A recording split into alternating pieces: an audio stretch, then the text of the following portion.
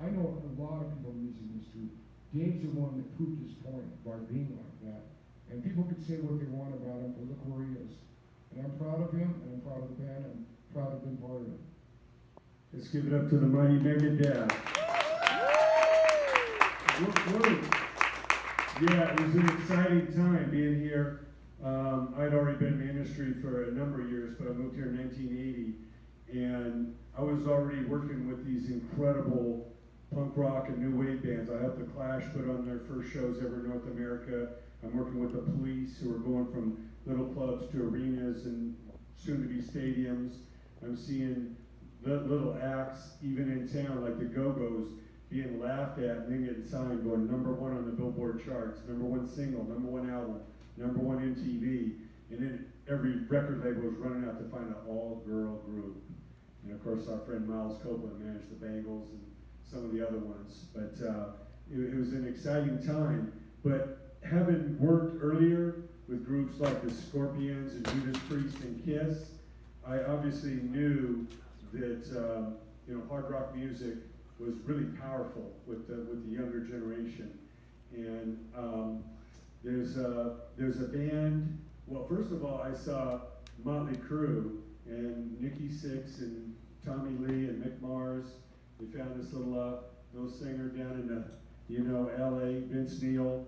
And to me, they were like a cross between some of the 70s, what we would call the glam era bands, like David Bowie and Sweet and T-Rex and Slade, and a band like Cheap Trick. They had commercial appeal, but they had this kind of glam attitude, but with like a punk kind of face to it. They're just like, we don't care what you think of us, what we look like, what we sound like, we're going to be huge. And did they? And that led me to a gentleman named Ron Keel. Ron Keel had come out here from Nashville with a band called Steeler. And Steeler ended up in a house down in the hood in South Central LA. I met Ron, and he convinced me. He said, "Jay, you've got to manage my band. We were going to be absolutely huge. We're going to be a great band." And Def Leppard was just blowing up, and Judas Priest was crossing over, and Scorpions were playing like sold-out arena tours. Of course, AC/DC and Van Halen were leading the charge. And I drove down to South Central LA, and they were living in the back of it was like a laundromat in the front on the street of Washington Boulevard, east of La Brea. And if everybody went down there right now, you would say, "Oh my God, this rock band was living." Not only did they live there, but they rehearsed there, and they did it all. And there was a guitarist out of Sweden who wanted to come to America really, really bad and make his mark on the world. And a guy named Mike Varney put Ron Keel in touch with a guy named Yngwie J. Malmsteen from Sweden. And the rest is history. If you don't know about Steeler, you're going to see them inducted next year here at IES. Yngwie is still considered one of the world's greatest virtuoso guitarists. He's doing a big tour this fall with Steve Vai and one other guitarist who I'm trying to remember who is, but it's a big axe, marathon with those guys. But they lit the world on fire. And even though Steeler didn't become the household name, Yngwie went solo. He was very, very bullheaded. He was another Dave Mustaine in a way, but they've all gone to their success. And Ron Keel is still kicking ass today on David Ellefson's label. So it's a very small industry. A lot of people think you can come in and just burn bridges and F you and I'm this and that. It's unbelievable how small this industry is. And these guys will tell you when they talk about like 2 or 3 degrees of separation, it's true. We all know somebody that knows somebody in any band, in any level in this industry, especially these guys you've seen up here today on this stage, absolutely are connected to everybody in the industry.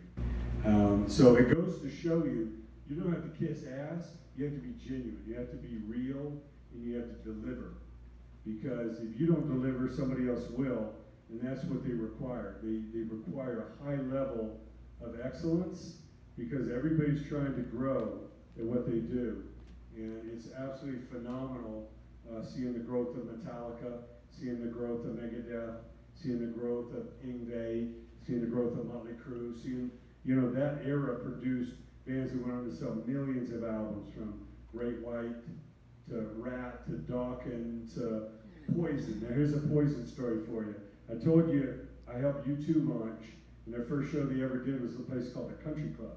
They actually used to play country music. It's out here, Reseda and Sherman Way. If you drove over there right now, you'd say, there's no way in hell that U2 started there, and Metallica and Poison and Motley Crue and everybody played it. There's no way. It's a church.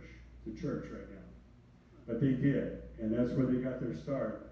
And when I saw Poison, I said, these guys, like Motley Crue was a cross between like Sweet and Cheap Trick. I looked at Poison and I said, these guys are a cross.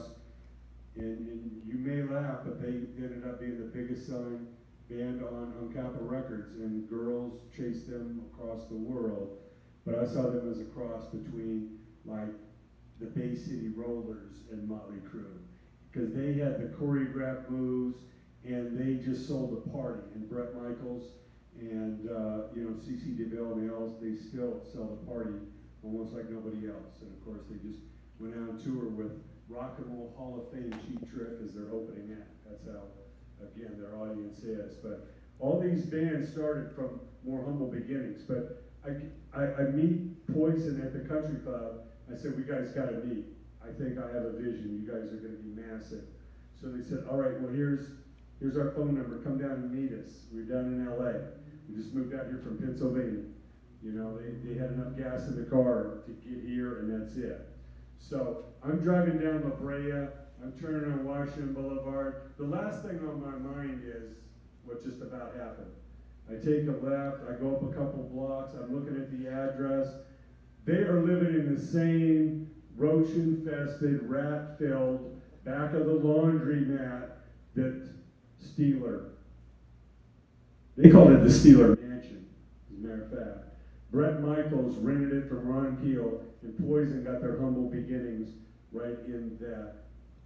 If you went down there at night, you would definitely want a bodyguard and probably some security with you, but it is what it is, and those guys, again, went on to incredible fame. So all these were little garage bands here in LA, but they weren't from LA. Poison was from Pennsylvania, and Nikki Sixx moved down here from Seattle, and you know, these guys, Tommy Lee was from Greece. I mean, they were from all over the place. But obviously, they came to a place where what they were doing could be magnified. And obviously it was. Back then, there was no cell phones, no internet. I mean, MTV was barely just started, but there was no social media, nothing.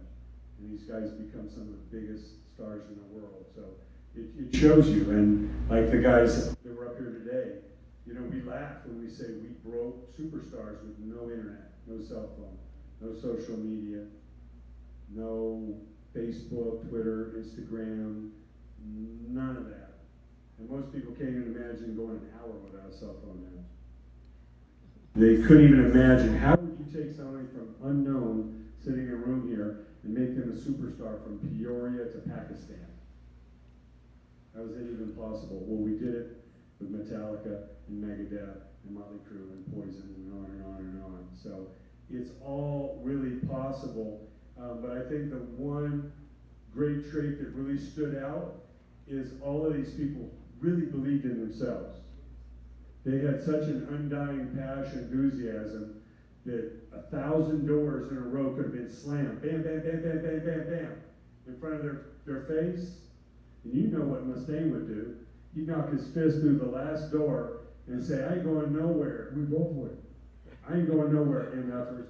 This is my land, and I'm here to stay. So either join the train or get run over by it. And that's really the attitude, you know, that is pervasive, you know, through this. You know, one thing that was kind of glorified in the early days, and I know you guys have all seen it and been through it, and certainly, you know, Gar and Chris Poland, all the guys in Megadeth have been through it, but there was almost a glamorization of drug use. You know, the shows were super intense, and the partying was mega intense. Same with the Motley Crue guys. You know, when Nikki Sixx wrote a song called Kickstart My Heart, they literally had to kickstart his heart. He was legally dead in West Hollywood in an apartment when the medics, and Steven Adler from Guns N' Roses was with him, and they literally had to beat his heart back into life.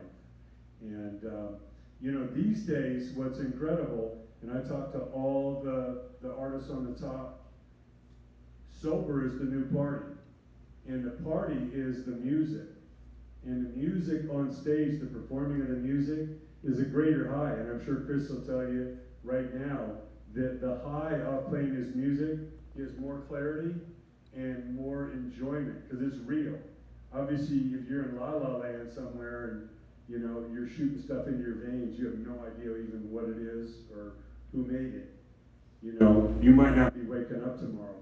But you know, let's talk a little bit about that. We've seen the glorification, glamorization of drugs and alcohol and all that. And we're not preaching never have a drink. We're not preaching, you know, maybe don't take a little toke of legal marijuana. But, you know, we're talking, these guys were hardcore heroin addicts. They were addicted to cocaine.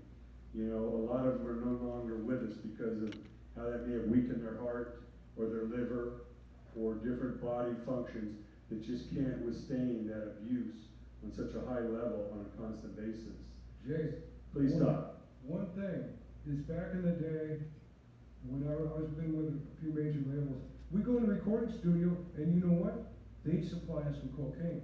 We'd be at the mixing bar, the mixing board, and this big, our last album's over there with a pile of cocaine on it. So it's not a matter of us doing it, it was wanted us to do that. I don't know about any of you, but I had a problem with that for a long time.